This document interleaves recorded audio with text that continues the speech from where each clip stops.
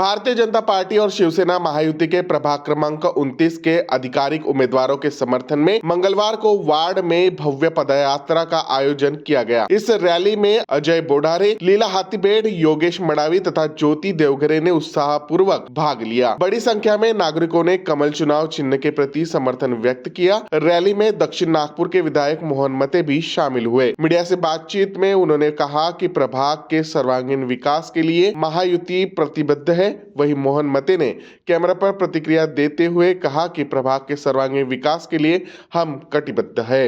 मुळात तुम्ही नागपुरात कुठे फिरलात तर तुमच्या लक्षात येईल का फक्त भाजप आणि भाजपच तुम्हाला सगळीकडे दिसेल। खऱ्या अर्थानं या निवडणुकीत अनेक पक्ष, मग तो काँग्रेस असेल, राष्ट्रवादी असेल, उबाटा असेल, सगळे पक्ष, आरपीआयचे वेगवेगळे भाग असतील, बीएसपी असेल, सगळे उभे आहे। परंतु तुम्ही कुठे नागपुरात कुठे फिरला तर तुमच्या लक्षात येईल का भाजप आज आघाडीत सर्वप्रथम आहे आणि काँग्रेस तुम्हाला कुठे दिसणार नाही, अशा प्रकारची अवस्था आहे। मुळात आता खोट्या प्रसिद्धी करता काही लोक प्रभाग 29 मध्ये कोणी एक राबडे का गजबे म्हणून कॅन्डिडेट आहे, त्या कॅन्डिडेटच्या बाबतीत काँग्रेसचं नेतृत्व म्हणतात त्याला 29 मध्ये 10 लाखाची ऑफर दिली आणि त्याला विड्रॉ करण्याचा प्रयत्न केला जेणेकरून या प्रभागात अनपोज निवडून द्यावं। मुळात पत्रकारांना नाव विचारलं, कोणी दिले, कोणी केलं ते सांगायला तयार नाही। फक्त निव्वळ खोटं नाटक बोलून ज्यांच्या पायाखालची वाळू घसरली तेच असं बोलतात। त्याने सांगितलं की ही प्रेस आम्हाला मीडियाने समोर बोलले, या दक्षिणचे माझे म्हणजे ज्याला म्हणतात ना माझ्या विरोधात लढलेले उमेदवार काँग्रेसकडून गिरीश पांडवने सांगितलं, प्रदेशाध्यक्षाने सांगितलं, तर म्हटलं याच्यात पप्पूची जमात आहे, खालून वरपर्यंत सगळे पप्पूच आहे आणि त्याच्यामुळं ते काही बोलतील, वाऱ्याला लाथा मारतील, त्याच्यामुळे कुठल्याही भ्रमात जाऊ नका।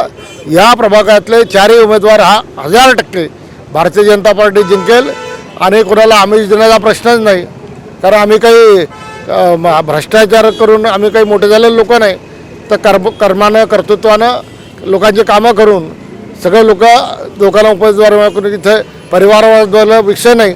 त्याच्यामुळे चांगले कार्यकर्ते जे भाजपच्या करता राबणारे कार्यकर्ते त्यांना पक्षाने उमेदवारी दिली आहे आणि निश्चितच येणाऱ्या काळात या 15 तारखेच्या निवडणुकीत तुमच्या लक्षात येईल की प्रचंड मताधिक्याने या भागातले चारही उमेदवार हे प्रचंड मताधिक्याने प्रभाग 29 निवडून आले असतात। आता जुन्या नगरसेवकांपैकी काही आता शेवटी सर्वच लोक मोहन मतेवर खुश नाही, काही नाराजी मोहन मतेवर राहते। आता छोटी मोठी नाराजी शेवटी लोक पक्ष म्हणून मतदान करतात, त्या व्यक्ती म्हणून मतदान करत नाही आणि त्याच्यामुळे भारतीय जनता पक्षाने दिलेले चारही उमेदवार हे 100% जिंकतील।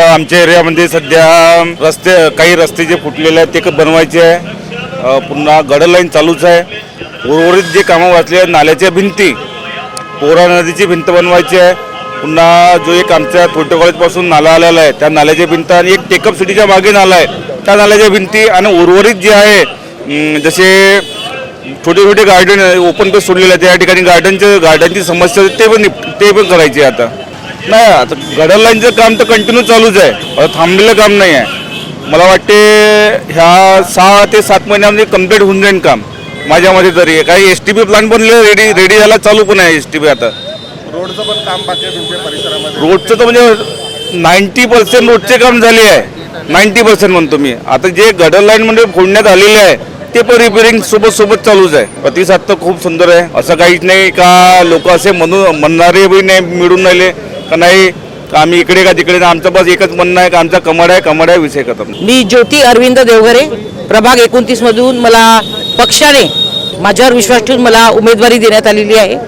त्या उमेदवारीला मी तडा जाऊ देणार नाही आणि पक्षाचा मी आपण काय म्हणतो अपेक्षाभंग करणार नाही अशी मी ग्वाही देते आणि इथली जनता मला नक्की निवडून देणार आहे। कारण आमची जी पदयात्रा सुरू आहे तेव्हा आमच्या चारही उमेदवारांना प्रचंड जागोजागी ओवाळण्यात येत आहे आणि इतकं उत्स्फूर्तपणे स्वागत करण्यात येत आहे की आम्ही सगळे भारावून गेलो आहोत आणि जनतेचा विकास करायचा असेल तर उमेदवाराच्या चारही कमळाच्या बटन दाबून जनतेने प्रचंड बहुमताने विजयी करणार आहे ही नक्कीच मी जनतेकडून आशा करते।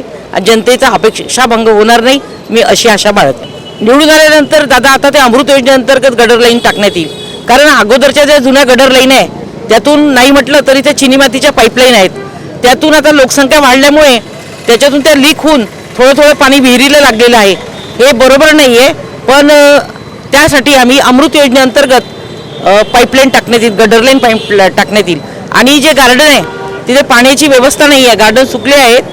आपले दक्षिण नागपूरचे कार्यसम्राट आमदार मोहनभाऊ मते यांनी, म्हणजे मी पूर्ण प्रभागाचं नेतृत्व करत आहे, पण 29 जो भाग आहे दक्षिण नागपूरमध्ये जो येतो तिथे जागोजागी मंदिराला शेड बना, अजून लोकांचे कसं सिमेंट रोडचे कामं आहे, असे बरेच कामं पूर्ण झालेली आहे. 90% कामं पूर्ण झालेली आहे. 10% आहे. ते 10% कामाची कालच आमची मिटिंग झाली. त्या मिटिंगमध्ये बहुच्या 10 कोटी कामाला सँक्शन झाले आहे.